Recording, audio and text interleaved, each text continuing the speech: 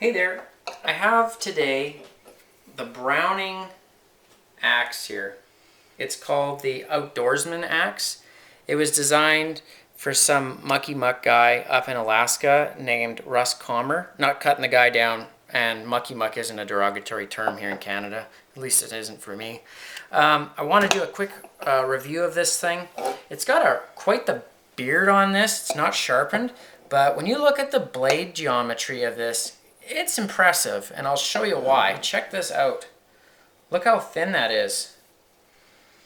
This is not what I would call being stout. It's quite thin for a long ways here. I would say this is probably kind of bent more towards the outdoorsman that would be butchering up animals. More of a hunter's axe here.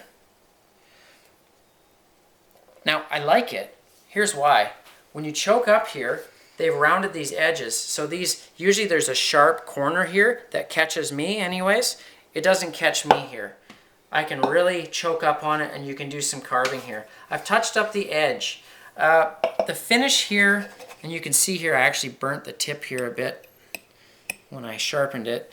The finish here is this, I think it's called some sort of a steel. It's 1055 tool steel. I don't know exactly what that is for specifications, other than I know typically tool steel is usually a better steel. Now, it's made in Taiwan, but it's got the Browning brand on it. You can see here the strands of fiberglass running through the shaft on this handle. The shaft is neat in that it's got a couple of different swells on it. There's one here to prevent your hand from falling back. But then if you look here in the middle, there's also another swell, or a palm swell. This has, I would say, 3 different positions that you can use it. Back here, one-handed, easily one-handed. This is only, what is it? The axe is 24 inches long, weighs 2 pounds, and 2 pounds, 4.2 ounces. And it's got a good feel to it. I really liked it. You can grab it here, you can grab it here, or you can choke up here. But you can see the palm swell here. Great for two-handed work. I haven't used this yet. It's gonna get some use, but I wanted to just show someone if they're looking at it. It looks so different online, but when you put it in someone's hands, that's when you go, yeah, that would work for me.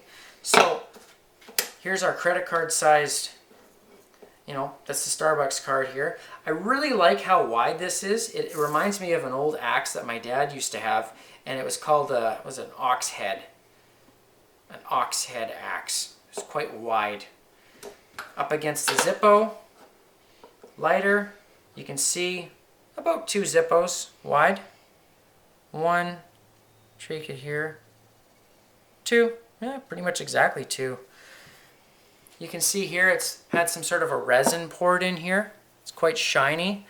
I think that in an emergency situation, and say this handle failed or broke on you, you could probably get this out, hopefully, and maybe put a piece of wood in there. That's one of the drawbacks with these souped up newer axes, like the Fiskars and this one, is when they break, sometimes it's difficult to resurrect them again and get them back to chopping, because it's difficult to get that head in there. As far as overstrike, when you hit something here, these polymer handles really do shine. I don't know what this is like. I know the Fiskars have had some trouble in the extreme cold. This fiberglass shaft looks promising.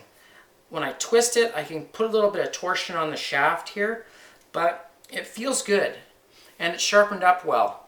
Tool steel is usually excellent stuff. This is also a forged head. How it was forged, I don't know. It looks very, very uniform and shaped quite well.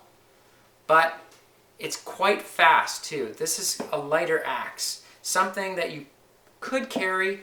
It looks better on a piece of equipment, I think. I'd have it on my quad or something like that. Anyhow, a quick overview of this. It's got some classic lines on it. We've all seen this in the hickory handles. They've incorporated it into this polymer / fiberglass handle.